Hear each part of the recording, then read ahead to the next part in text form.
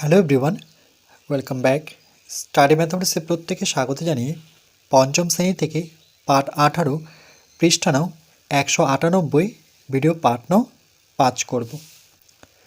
দুটো রাশির মধ্যে সম্পর্ক খুঁজে ঐকিক নিয়মে সমাধান করি। আজকে আমরা 2 দাগের প্রশ্নটি করব। সুলেখা 120 টাকায় 8টি খাবার জলের বোতল কিনে আনলো। সে 5টি একই মাপের জলের বোতল কিনতে চায়। সুলেখার কত টাকা লাগবে? তাহলে প্রথমে আমরা লিখব গণিতের ভাষায় সমস্যাটি হলো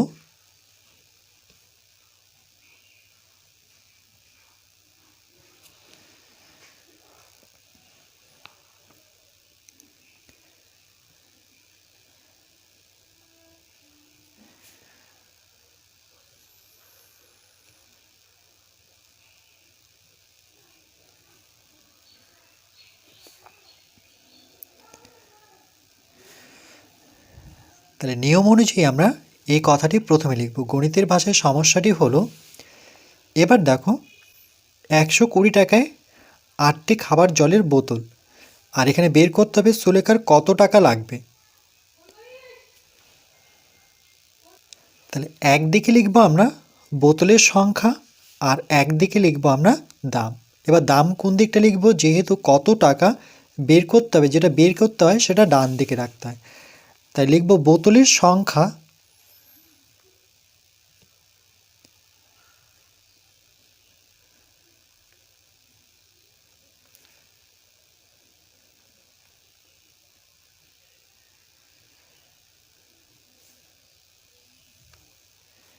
আর একদিকে লিখব আমরা দাম।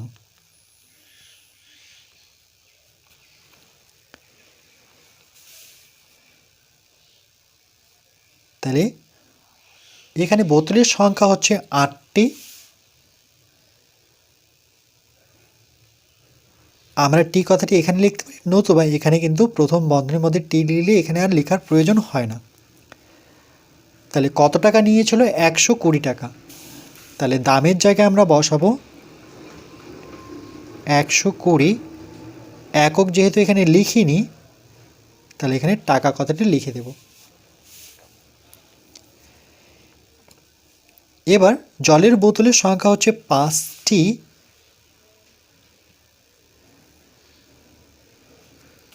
এবার জলের বোতল কিনতে সুলেখার কত টাকা খরচ পড়বে? তাহলে এখানে আমরা প্রশ্নবোধক চিহ্ন দেব, মানে এটা বের করতে হবে। দেখো যেটা বের করতে হয় সেটা ডান দিকে রাখতে হয়।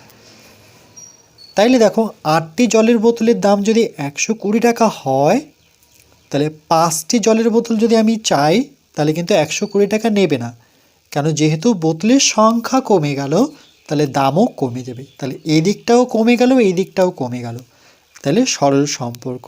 তাহলে লিখব এখানে বোতলের সংখ্যার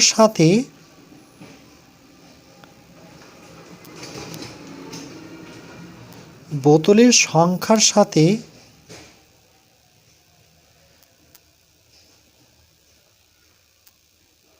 সঙ্গে বা সাথে, এখানে বোতলের সংখ্যার সঙ্গে দামের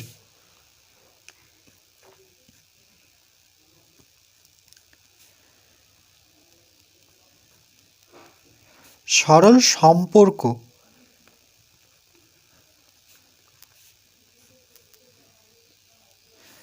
তাহলে যেহেতু বোতলের সংখ্যা কমছে তাহলে দামও কমবে। তাহলে লিখব 8টি বোতলের দাম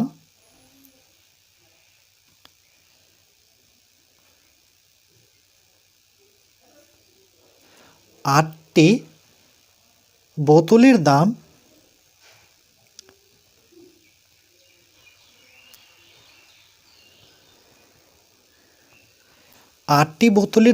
120 টাকা।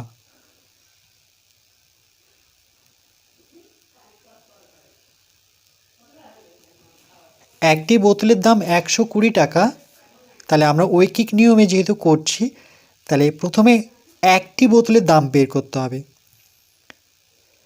একটি বোতলের দাম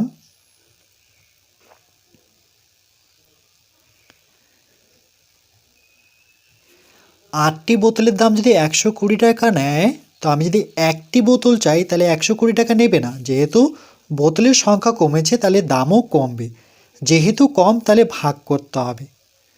তাহলে 120 টাকা এটাকে ভাগ করব 8 দ্বারা। কেন ভাগ চিহ্ন দিলাম? যেহেতু কমলো, দেখো 8টির জায়গায় একটি বোতলের দাম বের করছি। তাইলে মনে রাখবে ঐকিক নিয়মের ক্ষেত্রে কমে গেলে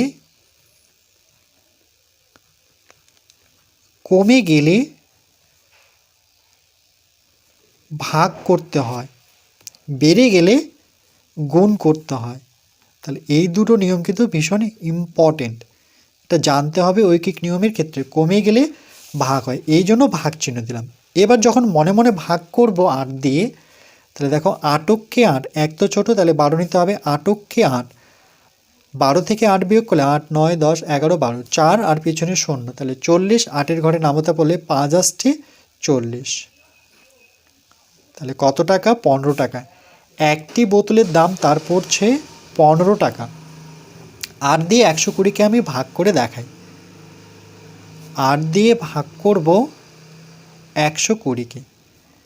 এখানে যেহেতু 1 ছোট, তাহলে 8 দিয়ে 1কে ভাগ যাচ্ছে না, তাহলে দুটো সংখ্যা নিতে হবে, অর্থাৎ 12 নিতে হবে।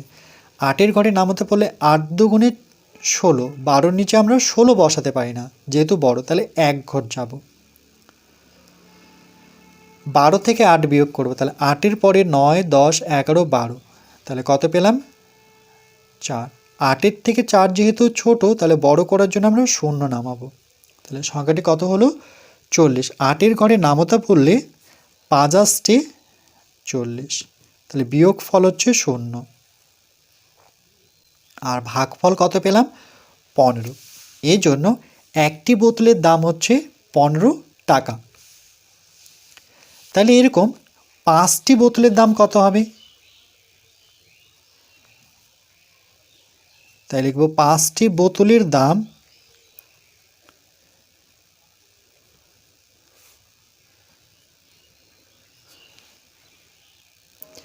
তাহলে 5টি বোতলের দাম, একটি বোতলের দাম পড়ছে 15 টাকা। তাহলে একটি বোতল যদি 15 টাকা নেয়, তো আমি এবার চাইছি 5টি বোতল। 15 টাকাতে তো আমাকে দিচ্ছে না, কেন? বোতলের সংখ্যা যেহেতু বেড়ে গেল, তাহলে দামও বেড়ে যাবে। তাহলে 5টি বোতলের দাম যেহেতু বেড়ে যাচ্ছে, তাহলে 15-র সাথে এই 5 গুণ হবে। একক লিখব টাকা। কেন গুণ দিলাম? তার কারণ এখানে বেড়ে গেল বা বেড়ে গেলে গুণ হয়। তাহলে এই দুটো নিয়ম কিন্তু ভীষণ ইম্পর্টেন্ট। বেড়ে গেলে গুণ হবে, কমে গেলে পরে ভাগ হবে।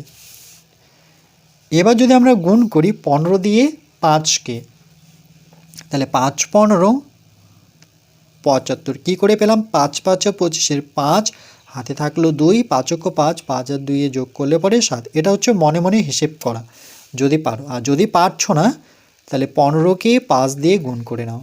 5 5 25-এর 5, হাতে থাকলো 2, 5 5 আর 2 যোগ করলে পরে 7।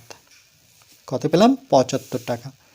তাহলে এখানে প্রশ্নটি করেছিল সুলেখা কত টাকা লাগবে? 5টি একই মাপের জলের বোতল কিনতে চায় সুলেখার কত টাকা লাগবে? তাহলে এভাবে লিখব, 5টি একই মাপের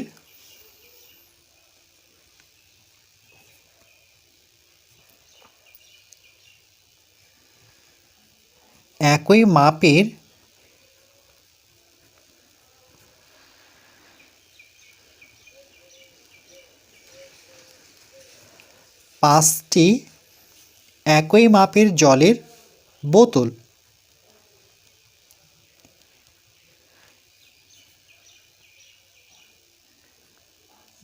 বোতল এর দাম, 5টি একই মাপের জলের বোতল এর দাম 75 টাকা।